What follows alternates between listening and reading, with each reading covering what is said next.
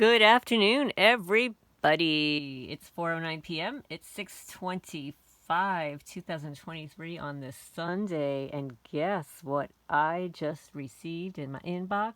Ooh, ooh, ooh. It's a bill to repeal the Patriot Act and FISA. Yeah, this is what it looks like, folks. It is introduced by Greg. Wait, that's not the one that I want right now. Greg Steube introduces bill to abolish the Patriot Act. And it's in the Floridian. It's a PDF, so I can post a link in the description. Here you go.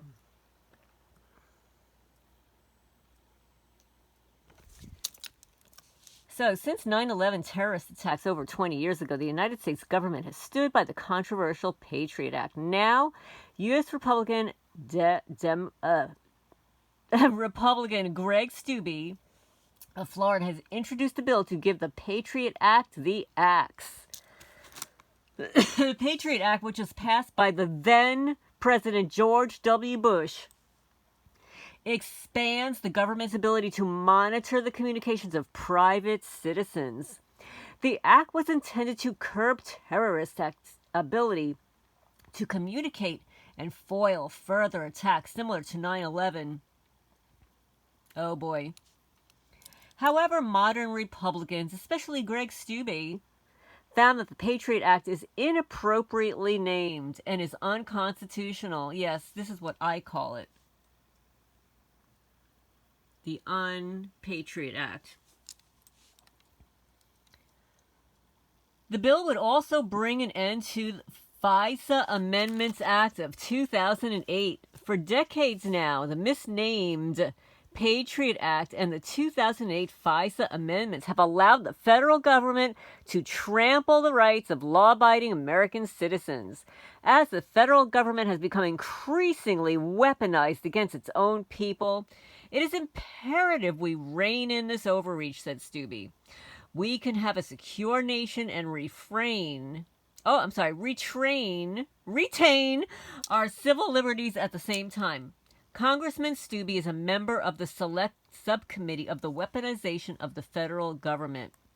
And you all have been glued to those hearings. So, he says the Select Committee was established in the 118th Congress to investigate surveillance abuses from the executive branch on American citizens and the undermining of American civil liberties. So now that's the first introduction. This is written by Jim McKee, June 21, 2023. This is in the Floridian. I guess this is an online newsletter, but here is the bill. One second. Here's the actual bill. Right here. It's to repeal the USA Patriot Act and the FISA amendments of 2008 and for other purposes. It's in the House of Representatives to repeal USA Patriot Act and the FISA Amendments Act of 2008 and for other purposes. Be it enacted by the Senate and House Representatives of the United States of the American Congress assembled. Section 1, the short title. This act may be cited as the Protect Our Civil Liberties Act. Section 2, repeal the USA Patriot Act and destruction of certain information. This is even better, folks. Repeal the USA Patriot Act, which is Public Law 107-56, is repealed, and the provisions of law amended or repealed by such an act are restored and revived as if such an act had never been enacted. You hear that, folks? They're setting up this bill as if the previous bills were never enacted. So you know what that means, folks? Anything that was decided under that bill is no longer valid. That means anyone who is erroneously placed on their fake watch list for Patriot Act reasons or for these illegal FISA warrants is non-existent. I wonder how that will play out. Repeal the U.S. Patriot Act and the provisions of law amended or repealed by such act are restored or revived as the act has not been enacted. Destruction of certain information. The Director of National Intelligence and the Attorney General shall destroy any information collected under the USA Patriot Act, Public Law 10756, and the amendments made by such an act as in effect the day before the date of the enactment of this act, concerning the United States person that is not related to an investigation that is actively ongoing on such date. That goes back to 2008, folks. Section 3, repeal of the FISA Amendments Act of 2008 and destruction of certain information. It goes on to say that it is repealed and the provisions of law amended or repealed by such an act are restored or revived as if such an act had not been enacted. There's an exception. Subsection A of this act shall not apply to sections 103 and 110 of the FISA Amendments Act of 2008,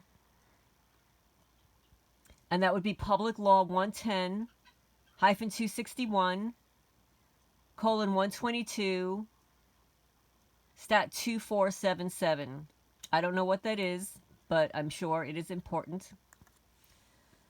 Number E, destruction of certain information. The Director of National Intelligence and Attorney General shall destroy any information collected under Section 702 of the Foreign Intelligence Surveillance Act of 1978, 50 U.S.C. 1881A, as in effect the day before that date of the enactment of that act, concerning a U.S. citizen, a United States person that is not related to an investigation that is actively ongoing on such date. That goes back to 2000. Oh, well, wait a minute. That's 1978, folks. That goes back to 1978. Section 4. Increased term length of judges on Foreign Intelligence Surveillance Court. Reappointment, appointment of special masters to advise courts. The term's reappointment of Section 103D of the Foreign Intelligence Surveillance Act of 1978 is amended by striking a maximum of 7 and inserting a maximum of 10, and by striking the words "and shall not be eligible for redesignation," unquote. B, Special Masters, Section 103F of such act is amended by Section 3 of this act is further amended by adding to the end of the following new paragraph, Special Masters, the courts established pursuant to subsections A and B may appoint one or more special masters to advise the courts on technical issues raised during proceedings before the courts. Okay, I'm going to skip down to Section 5. Electronic surveillance of specified persons without regard to specific device. Section 105C2B of the Foreign Intelligence Surveillance Act of 1978, 50 U.S.C.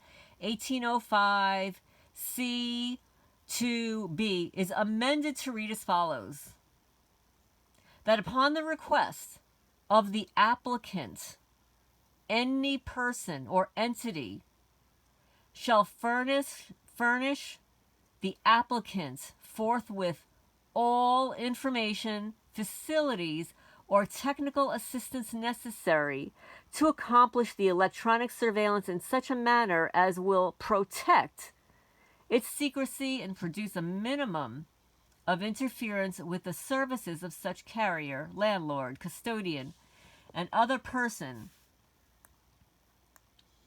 is providing that target of electronic surveillance. Section 6. Additional provisions for collections under Foreign Intelligence Surveillance Act of 1978. In general,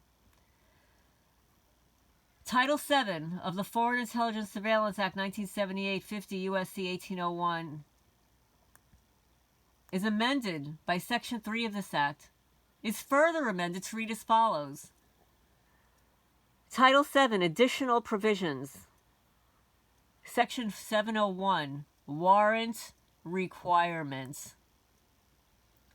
Notwithstanding any other provision of this Act, no information related to a U.S. person may be acquired pursuant to this Act without a valid warrant based on probable cause. Do you know what that means, folks? When there is a valid warrant based on probable cause, you can sue them and go before a jury of your peers. How about that, folks? Table of Contents Amendments. The table of contents in the first section of the Foreign Intelligence Surveillance Act of 1978, 50 U.S.C. 1801, as amended by Section 3 of this Act, is further amended by striking the items relating to Title 7 and Section 701 and inserting the following new items. Inserting Section 7, prohibit government-mandated backdoors into encryption and privacy technology or electronic devices and software, notwithstanding any other provisions of law.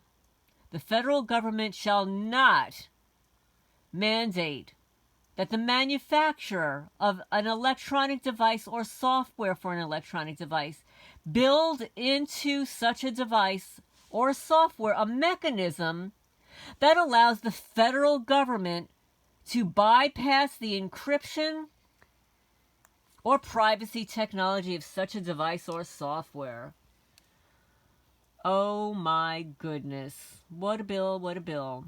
Section 8, mandate annual GAO compliance evaluations.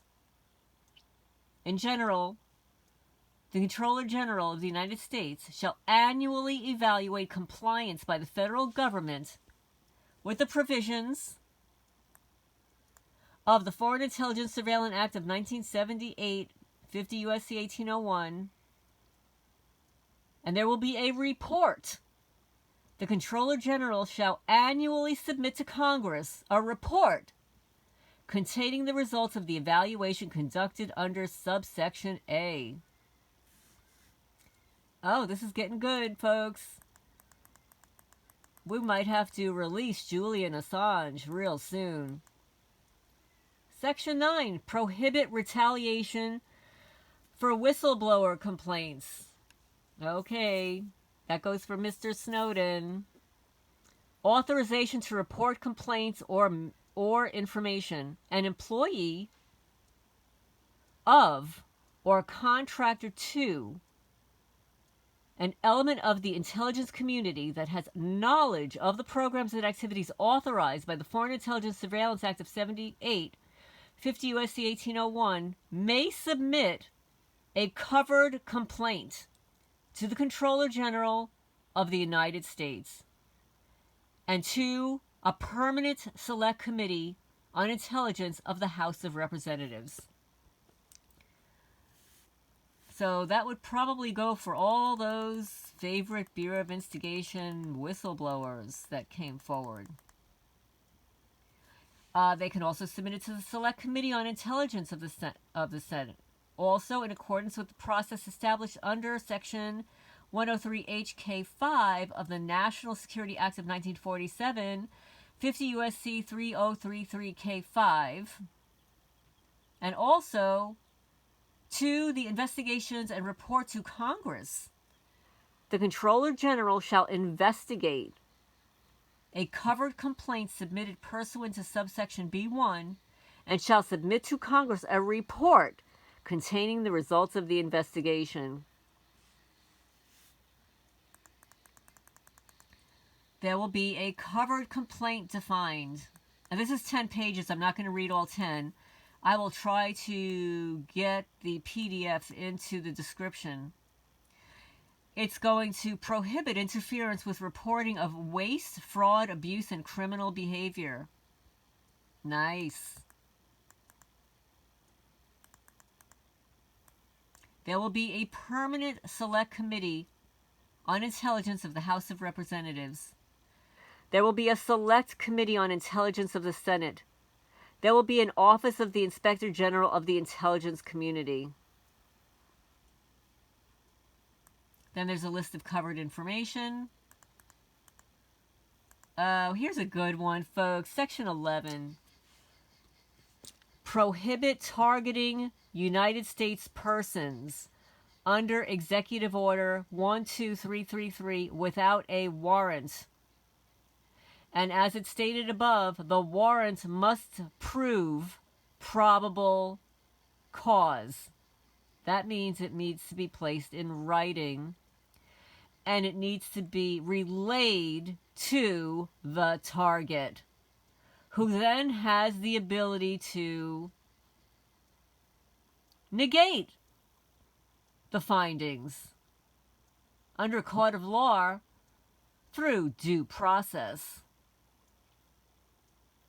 The prohibition on targeting of U.S. citizens without a warrant, notwithstanding any other provision of law, United States person may be the target of an acquisition under Executive Order 12333 without a valid warrant based on probable cause. That's what's happening now, folks. They don't want that.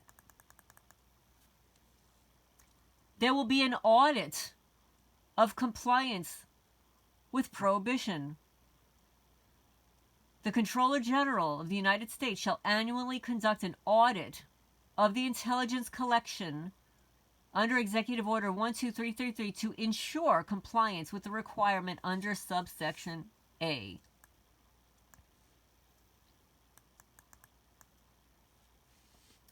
Destruction of certain information. The Director of National Intelligence and the Attorney General shall destroy any information collected under Executive Order 12333 without a valid warrant based on probable cause concerning a United States person that is not related to an investigation that is actively ongoing on the date of the enactment of this act.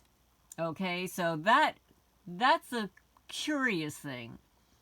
So now all the people on the NIS list are considered to be an active, ongoing investigation.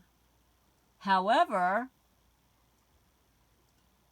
all of those people, they will have to demonstrate that there is a valid warrant based on probable cause. So my favorite Bureau of Investigation, you're going to be so busy conjuring up a valid warrant for me, for all my friends here in Kentucky, in Wisconsin, in California, New Jersey, Maine, Texas, all over the U.S., you're going to get real busy getting those valid warrants signed by a real judge based on probable cause. So that means that will have to be placed in writing and disclosed to the target. So then the target can negate it with evidence and sue your sorry asses. from here until eternity. This is Lorraine Alternative Homesteading, bringing you another fabulous piece of information drafted by Greg Steube. Hopefully more people will get on board with this. Applause, applause, Mr. Greg. A true patriot. This is Lorraine Alternative Homesteading. Please hit the thumbs up. Exposing one criminal at a time.